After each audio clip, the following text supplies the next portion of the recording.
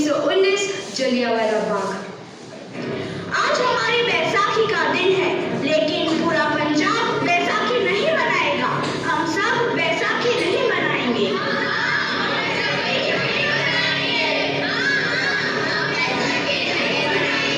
जब तक हम अंग्रेजों को भारत से बाहर नहीं निकाल देते, पूरा पंजाब बैसाखी नहीं मनाएगा।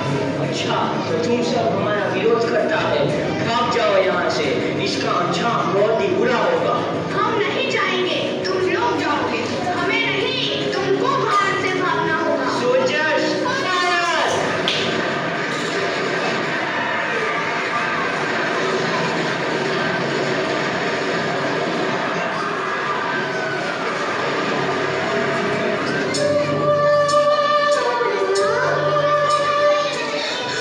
ये जमीन हमारी, ये धरती हमारी, ये खेत हमारे।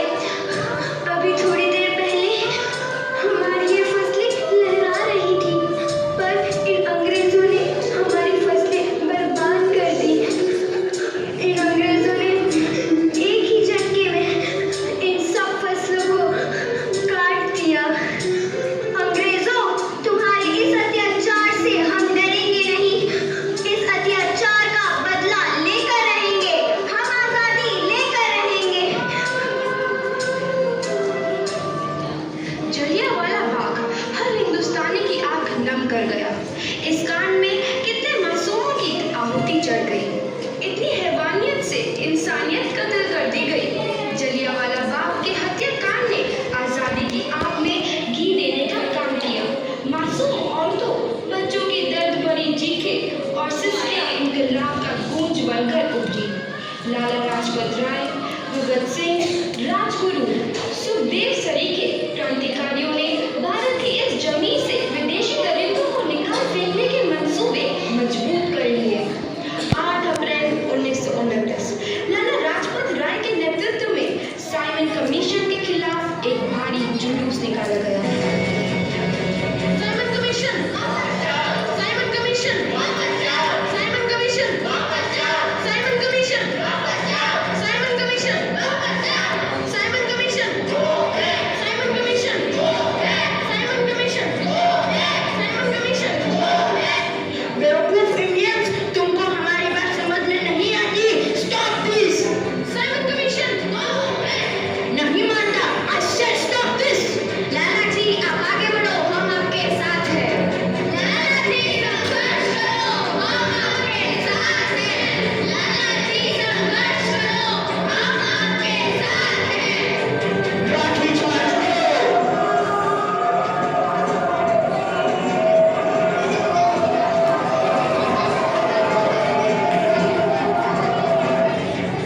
लाला जी को तो बहुत गहरी चोट लगी है। उनका सर फट गया है। मेरे शरीर में लगी एक एक लाठी अंग्रेजी सरकार के कफन में कील का काम करेगी। ये आजादी की लड़ाई रुकनी नहीं चाहिए। ये जिम्मेदारी मैं तुम सबको सौंप कर जा रहा हूँ। लाला लाजपत राय की दर्दनाक मौत के बाद भगत सिंह, सुखदेव, राजगुरु बदल के इन मतवालों के खून में ऐसा उबाल आया जिसका सामना करना अंग्रेजी सरकार के लिए मुश्किल हो गया। अंग्रेजों को करारा जवाब देने के लिए स्कॉट और सैंडर्स को मारने की रूपरेखा रची गई।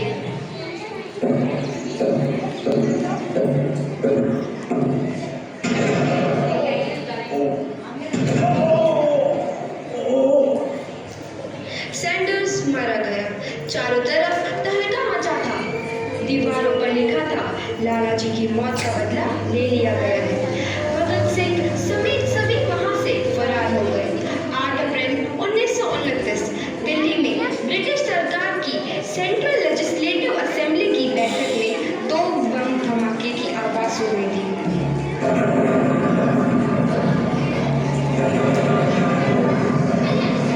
इन धमाकों ने अंग्रेजी हुकूमत को हिला कर रख दिया। इस घटना को अंजाम देने वाले भगत सिंह, राजगुरु और सुखदेव ने अपने आप को अंग्रेजों के हवाले कर दिया। 1930 को अदालत में अपना फैसला सुनाया। बोलिए भगत सिंह, बोलिए 121 और दफा 302 की तरह ये अदालत तीनों को मुजरिम करार देती है और इस गुस्ताखी के लिए ये अदालत इन तीनों को सजाए मौत की सजा सुनाती है। सरफरोशी की तमन्ना अब हमारे दिल में है, देखना है जोर कितना बाजुए कातिल में है।